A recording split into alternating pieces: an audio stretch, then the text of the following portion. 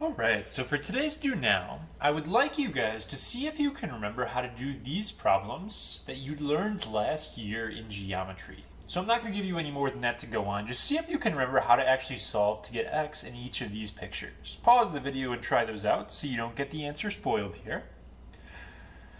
So, I'm assuming by now you have tried these out, you paused the video, you already showed your work. The way that you do problems like this when you have a right triangle, it's one of the most famous theorems in all of geometry, all of math really. The Pythagorean theorem, a squared plus b squared equals c squared. When you're deciding which side is which, you have to make sure your hypotenuse, the side opposite the 90, this has to be C over here. The A and the B for the legs are interchangeable. So what I'm going to have on that first one is I would have a 12 squared plus x squared equals 13 squared. And my job is to solve this equation for x. So if you remember, you're supposed to actually do the math on the 12 squared and on the 13 squared. Then you subtract over this number, so we get x by itself. And then we have x squared equals 25. If you actually subtract those, you do a square root to cancel out the squared, and you get 5 for your answer. So that is how you would solve that problem using Pythagorean theorem. On my second example, I would mark my hypotenuse first. This has to be C. A and B can go either way. So I'm going to have x squared plus 4 squared equals 6 squared. And when I go to solve this, x squared plus 16 equals 36. I'm going to have x squared equal to 20. And when you do your square root on this example, you're not going to end up getting a nice answer. You could do a decimal, and it's not like a decimal is wrong.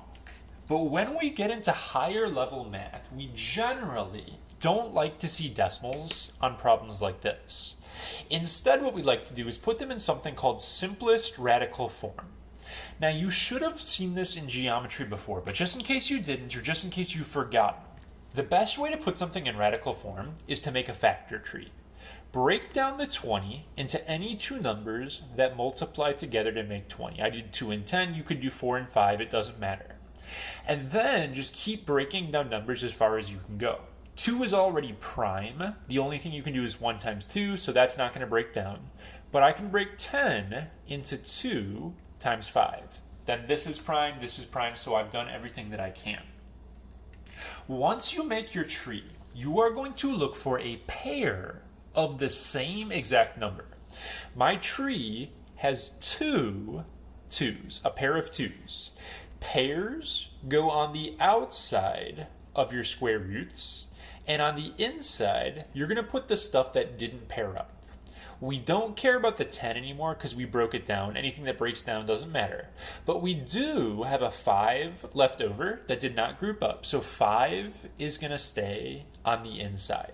You're going to get x equals 2 root 5 for your answer. And this is considered preferable to giving me a decimal for your solution. If you ever want to make sure you actually did this correct, if you type square root of 20 in your calculator, there's the decimal. If you type 2 square root 5 in the calculator, same exact decimal. It's just a simpler way of writing it with a smaller number underneath the square root. It's kind of like reducing a fraction. It's just the similar process for square roots. So yeah, there's a little walk down memory lane for you guys of stuff you learned last year in geometry. In this lesson, if you didn't notice the title already, we are going to start learning how to solve quadratic equations. And in all, I'm going to teach you guys like 5 different methods for solving quadratics. The first method, which is covered in this video, is called the square root method. And kids freak out sometimes when they hear, oh my gosh, I'm going to start solving quadratics. How hard is that going to be? But actually, if you think about it, you've been solving quadratics since you were in geometry, if not, well, in algebra as well. But every time you do the Pythagorean theorem, you have an x squared in your problem. And you're solving for x, and you do it by taking that square root. So back in geometry, you actually learned about the square root method already. We just probably didn't call it that by name. So let's go ahead and try some problems out using the square root method. On this first example here, I want to get x by itself. So in order to cancel out a squared, just like adding and subtracting cancel, multiplying and dividing cancel, squaring something and doing a square root cancel each other out. So when I actually take the square root on both sides, this is going to cancel out my squared. The square root of 25 is going to be a 5. Now here's the thing, there's one little thing I have to worry about here. When you're finding answers to this problem, 5 is actually not the only answer. -5 is also an answer, because if you do -5 and you square it, -5 squared also equals positive 25. So there are actually two answers to this problem, x equals 5 and also x equals -5. So the way we show that there are two answers, you could just write out a second x equals -5, but we do what's called a plus or minus sign in front of your answer, which basically says that positive and -5 are both answers to this problem.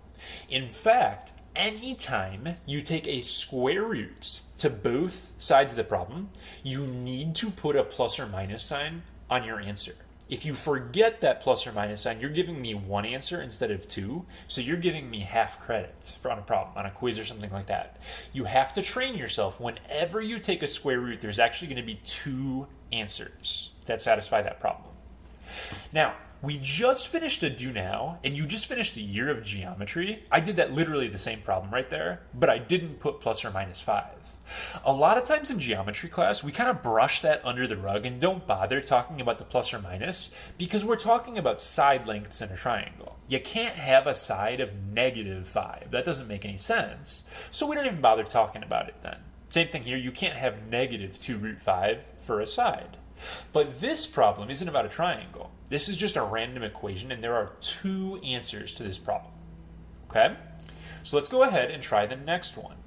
Before we can cancel out that x squared and get x by itself, we have to move the other numbers away. These numbers have to go away just like a normal problem. So my first step, I'm going to subtract 10. That'll leave me with 2x squared equals, and this will be a 144.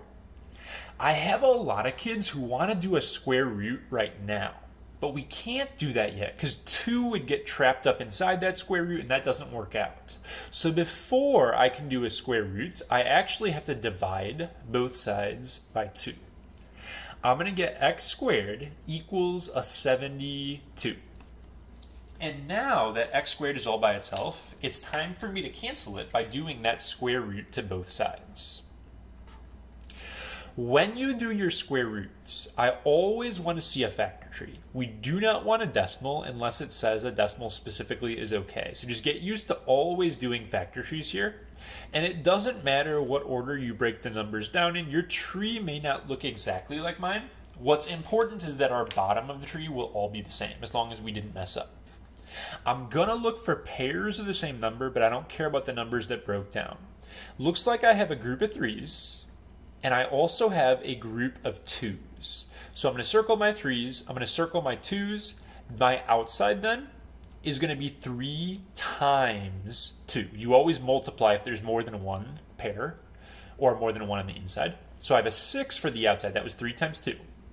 There is one extra 2 that did not group up with the others, so that has to stay on the inside.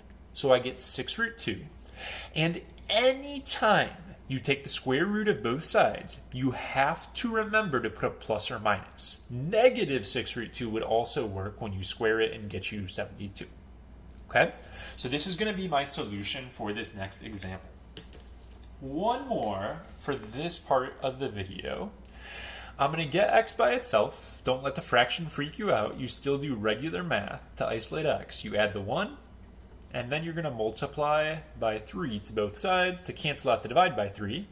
So now I'm going to have x squared equals 30. Got to cancel out the squared. It's square root time. Anytime I square root, I want to try to do a factor tree here. So I'm going to break down this 30. And actually, it's a little weird on this one. if I look at this, I do not have any pairs of the same number. I have a 2, a 3, and a 5. Just like some fractions don't reduce, some square roots don't break down. You can't necessarily tell just by looking at them what's going to happen. You have to do the tree and just see.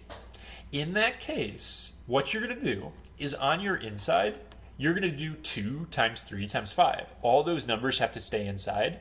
2 times 3 times 5 is still 30. So some square roots just don't break down. I still have to remember, though, to put a plus or minus in the front of my answer. Plus or minus square root 30 is as good as that problem gets. So I have the steps for square root method for you guys to write down. We've already been using them, but just so you can actually have them there to look at in your notes later on. And I have some trickier problems that also involve the square root method. So this next example involves fractions, but I do not want you guys to make these decimals or use a calculator. I'm going to walk you through how you would actually do this problem by keeping the fractions involved. I still want to get x by itself, and in order to do that, I'm going to add the 1 over 4 to cancel it out from this side. Now, when you add fractions, you have to get a common denominator. So I'm going to take that 1 over 4, and I'm going to multiply both of these by a 2. That way it's going to be over 8s. Now I have 25 over 8 plus a 2 over 8. That's going to make 27 over 8 for my side over here. So now I have 2/3 x squared equals, and it's going to say 27 over 8 on the other side. If you have a fraction that's being multiplied, there are 2 ways you can cancel it out. One is you can divide by that fraction, just do divided by 2/3, but that confuses kids sometimes. I think the easiest thing to do is actually to multiply both sides by the reciprocal. Why is this a good thing? Well, if you flip this and make it a 3 over 2, you're going to get 6 over 6, which is just 1, so they cancel each other. So I'm going to have x squared equals, and then over here, 27 times 3 is 81. 8 times 2 is 16. Now, this may look difficult, and you might be tempted to make this into a decimal. It is actually better to leave this problem as a fraction. When you're going to go to do the square root on both sides, when you take the square root of a fraction, you actually are just going to do separate square roots to each of those 2 numbers on the inside. So I'm going to get x equals, I'm going to remember my plus or minus. The square root of 81 is just plain old 9. And the square root of 16 is just plain old 4. So you end up getting x equals plus or minus 9 over 4 for your solution. I don't know if you guys can hear that or not. My neighbor is apparently doing yard work, so sorry if that's coming through in the video. Let's go ahead and keep it going with our next example. When I look at my parentheses right here, this one obviously looks different than the other ones we've been doing. And kids' first instinct on a problem like this is always to FOIL it. I gotta remember my promise, I have to write this out twice, I have to FOIL it. And it's totally understandable why you would want to do that. If you FOIL this problem, that part of it is gonna turn into this. The issue with doing FOIL, it's not like it's wrong per se, but if you FOIL it out, you've actually made the problem a little worse, because instead of having just one x in the problem, now I have x here and also here. So I've made it harder to isolate x, and I can't do a square root anymore because this other x isn't going to be isolated. So I don't actually want to FOIL it, even though it wouldn't be wrong. What I'm going to do is clear this 6 out of here. I'm going to have x plus 4 with a squared, and it's going to equal on the other side. This is going to make a 90. And then what I'm going to do, instead of doing FOIL, I actually have a squared thing all by itself. It's just a parenthesis squared. So I'm going to drop down a square root on both sides of the problem, just like you would do on a regular x squared problem like over here. This will cancel. So the left side just says x plus 4. Those cancel out. And then I have to do a quick tree on 90 to break it down. And if you break down 90, you're going to get equals, it's going to be plus or minus, always that, a 3 on the outside, and 2 times 5 is 10 for my inside. So my last step on this problem, I don't have x by itself yet, because there's still a plus 4 right there. So what you do is you subtract this 4 to the other side to cancel that out. When you add or subtract a number, you actually place it in front of the plus or minus here. If you put it at the end, it's not clear whether or not it's part of the plus or minus. So what you do, the way you would write your answer, it's going to go x equals, it's a negative 4 plus or minus 3 roots 10. And that is how you would leave your answer. If I wanted a decimal, I could type this in with a plus, type this in with a minus, and get my 2 decimals. But this is the best form to write it in. Okay, so maybe try this next one. If you want to try to set it up yourself, that's totally cool. But I'm going to go ahead and get into it here. Same sort of idea. You have to isolate your parenthesis first. So I'm going to subtract 3 to cancel it out. Just like the last example, you may be tempted to do FOIL. That is not going to help us here. We are also not allowed to distribute into the parenthesis because there is a squared on it. So what we do to cancel out that negative 2 is we actually divide both sides by that number. Now I'm going to have x minus 7 with the squared, and this is going to equal a positive 1 on the other side. So gonna drop down a square root just like before to cancel out the squared. When I do that, these go away. It's gonna say x minus 7. And actually on this one, the square root of 1 is just plain old 1. I don't have to do a tree on this one. Square root of 1 is 1. But you still have to put that plus or minus sign on your answer. Now this next step, kids do mess up fairly frequently. You are gonna add 7 to finish getting x by itself. But you can't just tack that 7 onto this 1 and be like, oh, it's plus or minus 8. It doesn't work quite like that. What I'm going to do is stick that 7 in the front, just like I did up on this last problem here. It is going to say x equals 7 plus or minus 1, because the square root of 1 was just plain old 1. If these are both nice numbers and not ugly square roots like up here, you're actually going to do your math and get your 2 answers. 7 plus 1 means one of the answers is an 8. That's from the plus. And I'm also going to do the minus part. 7 minus 1 means your second answer is a 6. So saying plus or minus 8 would not have been right for this problem, but those are going to be your 2 answers. We're almost done. So this next problem, same deal, get x by itself. You can pause me or try to beat me on this problem and see if you can get it done. But I'm just going to do regular math to isolate the parenthesis. And when I get to this step right here, it's time to do a square root. You should have a 625 on the other side. If you do that, we're going to break down 625. I'm going to make a tree for this. You may not know what goes into 625 straight up, but it ends in 5, so 5 clearly does. You can divide that in a calculator. That's 5 times 125. 125 breaks into 25 times 5. My tree is going everywhere. That's 5 times 5, and that's my tree. So if I break this up, it turns out everything groups up.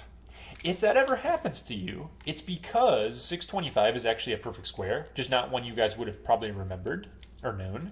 It's actually just equal to plain old 25, which is going to be 5 times 5. So you don't have to write the tree if you know it's already a perfect square, but that's what happens is nothing will be left over. So you're going to get just plus or minus 25 for this part right here. No more square root because it's just clean old 25 for your answer. At this point, I subtract my 3. I get x equals negative 3 plus or minus 25. And because these are both nice numbers, I'm actually going to do my 2 problems. Negative 3 plus 25 is positive 22. And negative 3 minus 25 is a negative 28 for my second solution. That takes me to my final problem for the video here. And if you look at this last one, I would subtract 20 to both sides. And I would go to do a square root. But it's weird on this problem because I have a squared number equal to a negative. If I go to do a square root right here, I'm going to have the square root of a negative, and if you type that in the calculator, the square root of negative 16, the calculator freaks out and says non-real answer. A positive number can't work because a positive squared is a positive, and a negative can't work because a negative squared is still a positive number. So in this situation, what we're going to do is we're going to say that there are no real solutions. We're going to learn about this thing called imaginary numbers in a couple of videos where we'll come back to this thought. But for now, if you have the squared by itself and it equals a negative, we don't know how to solve it. You just shut it down and the problem is over.